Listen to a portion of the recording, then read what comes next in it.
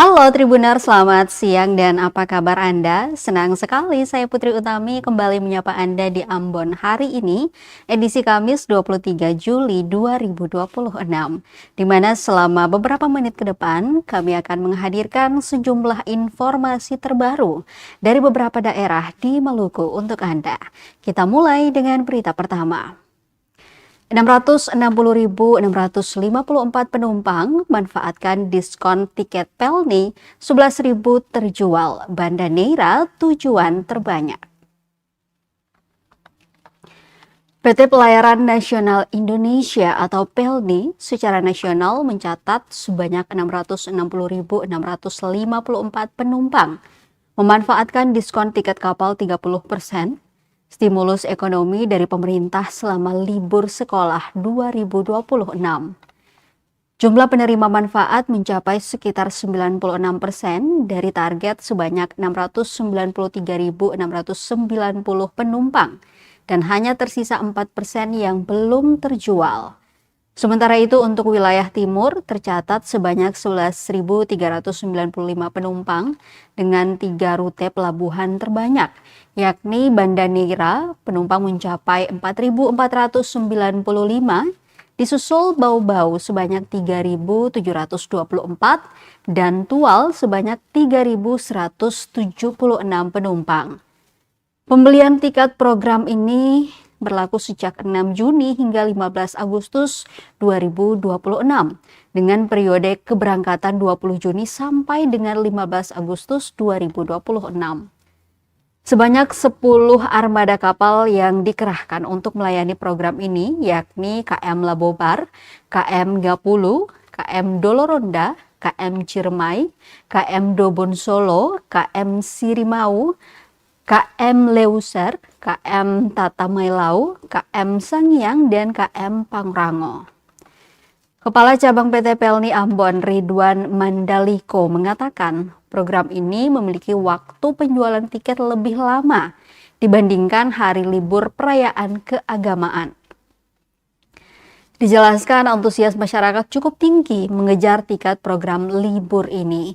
Saat ini penjualan tiket tersisa 20 hari dengan kuota hanya 4%. Ia memperkirakan program tersebut akan selesai sebelum waktunya. Untuk itu, bagi masyarakat yang mau melakukan perjalanan, diimbau membeli tiket di dalam periode libur panjang ini. Pelni juga mengimbau masyarakat agar membeli tiket melalui kanal penjualan resmi yang telah disediakan. Langkah tersebut dilakukan untuk menghindari penipuan, sekaligus memastikan penumpang memperoleh tiket dengan harga sesuai ketentuan program diskon.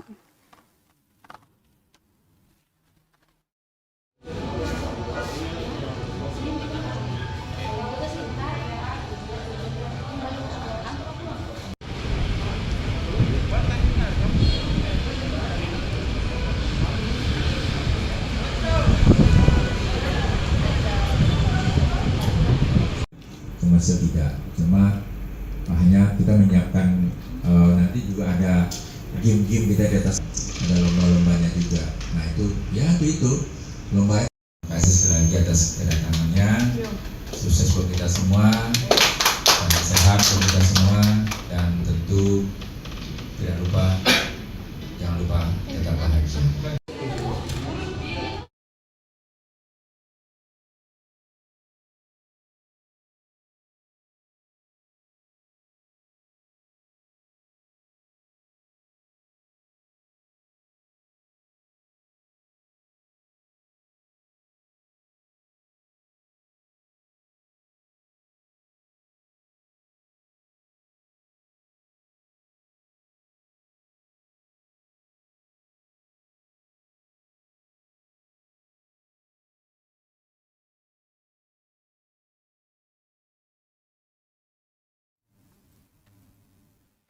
Penyelundupan satwa marak, Pelni Ambon libatkan aparat keamanan perketat pengawasan.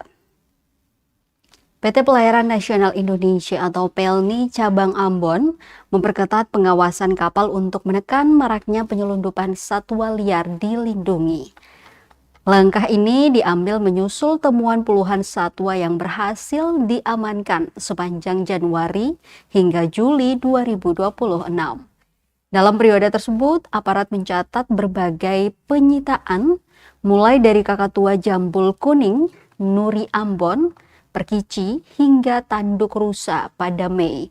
Sementara pada Juni, sebanyak 15 satwa tanpa dokumen resmi turut diamankan, termasuk kakatua koki, nuri bayan, nuri kepala hitam, cucak emas Papua, dan jagal Papua. Secara keseluruhan, 21 satwa liar dilindungi berhasil digagalkan dari upaya penyelundupan yang didominasi jenis burung. Upaya penindakan ini mengacu pada ketentuan hukum yang berlaku, yakni Undang-Undang Nomor 5 Tahun 1990, Junto Undang-Undang Nomor 32 Tahun 2024 tentang konservasi sumber daya alam hayati dan ekosistemnya dengan ancaman pidana 3 hingga 15 tahun penjara. Selain itu, pelaku juga dapat dijerat Undang-Undang Nomor 21 Tahun 2019 tentang karantina hewan, ikan, dan tumbuhan bagi yang membawa satwa tanpa dokumen resmi melalui jalur tidak sah. Kepala Cabang PT Pelni Ambon, Ridwan Mandaliko, menjelaskan masih adanya tantangan di lapangan, terutama kondisi infrastruktur pelabuhan Yosudarso Ambon yang belum sepenuhnya tertutup, sehingga membuka celah penyelundupan. Untuk menutup celah tersebut, Pelni memperkuat koordinasi dengan TNI, KSOP, BKSDA, serta awak kapal, guna mengoptimalkan pengawasan di titik keberangkatan dan kedatangan. Pelni juga menegaskan penerapan sanksi tegas bagi pihak internal yang terlibat, termasuk ABK dan perwira kapal. Sementara itu, penumpang yang terbukti melakukan penyelundupan akan diserahkan kepada aparat penegak hukum untuk diproses sesuai ketentuan yang berlaku. Melalui langkah ini, Pelni berharap pengawasan semakin efektif sekaligus meningkatkan kesadaran masyarakat untuk tidak terlibat dalam penyelundupan yang merugikan dan mengancam kelestarian satwa dilindungi.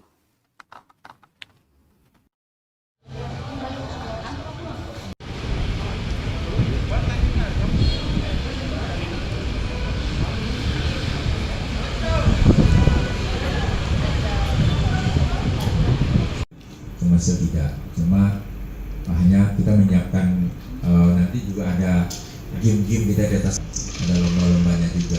Nah itu lomba. Terima kasih sekali lagi atas kedatangannya. Sukses buat kita.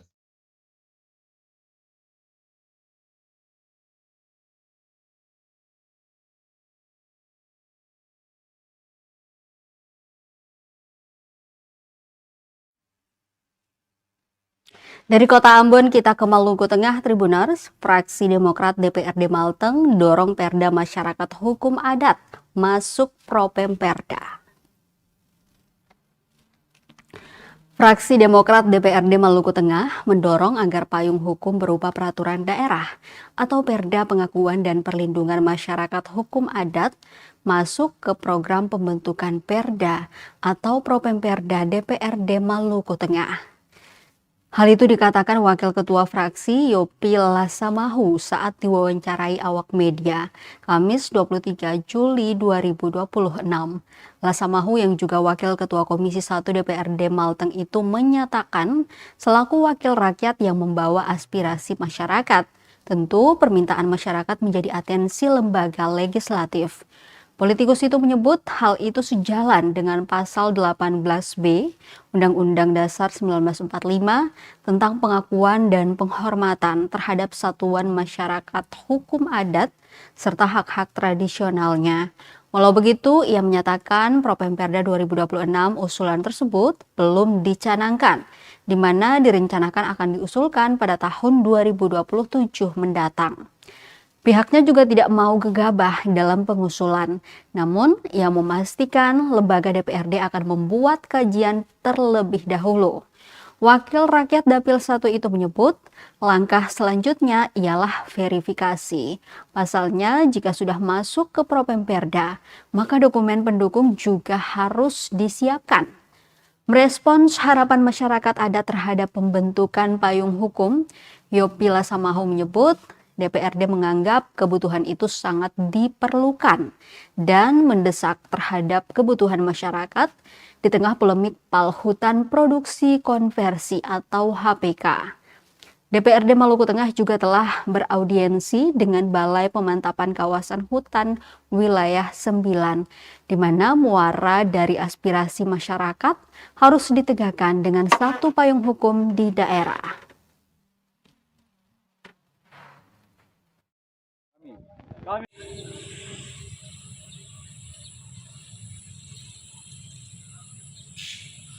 Ini sampai 3 kali baru terakhirnya selaku anggota DPR yang adalah membawa aspirasi masyarakat, kami dari fraksi Demokrat sangat respect sekali terhadap isu atau aspirasi yang disampaikan terkait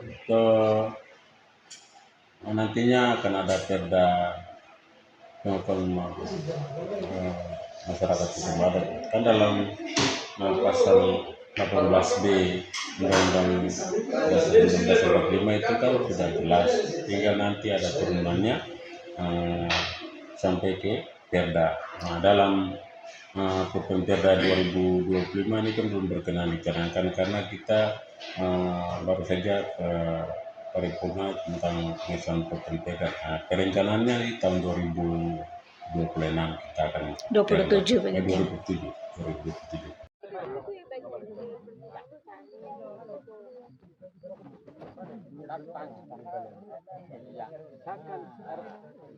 pernyataan sikap masih sama. Gladi dulu.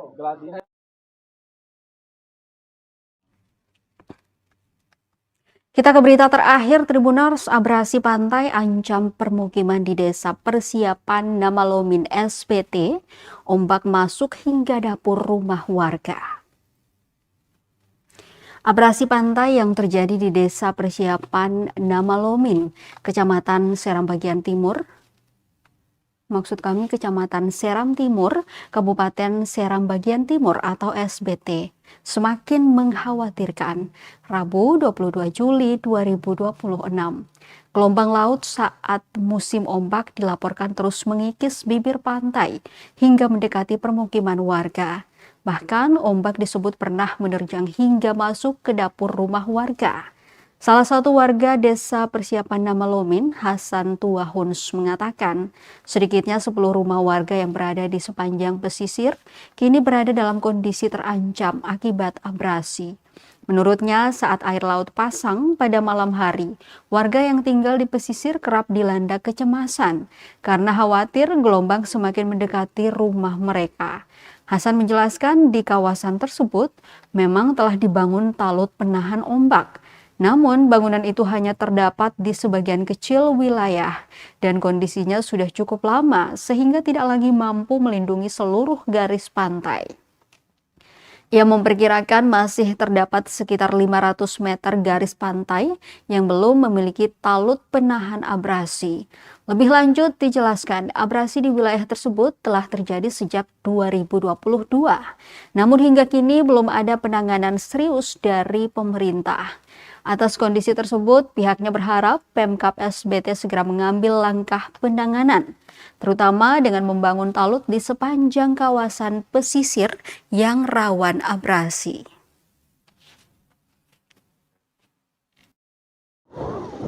Agar mencegah abrasi ini lebih jauh, sekalipun sumbernya dari bahan batang kelapa.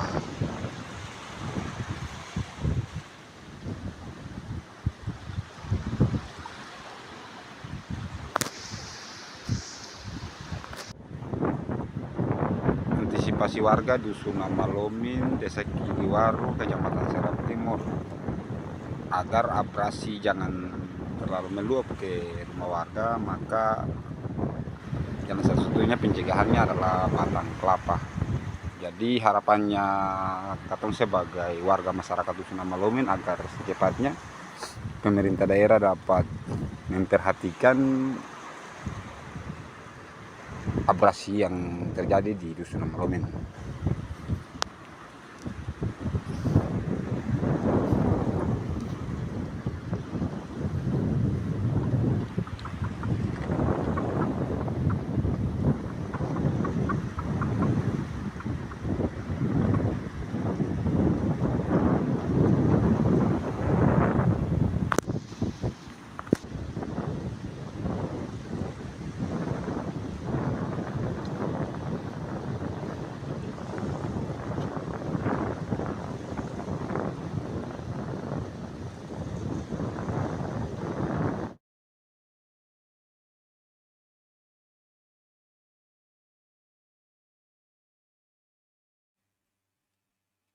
Tribuners, informasi dari SBT tadi sekaligus mengakhiri perjumpaan kita di Ambon hari ini. Saya Putri Utami mewakili seluruh kru yang bertugas mengucapkan terima kasih atas perhatian Anda. Selamat sore, sampai jumpa dan amato. Download Tribun X sekarang, menghadirkan lokal menjadi Indonesia.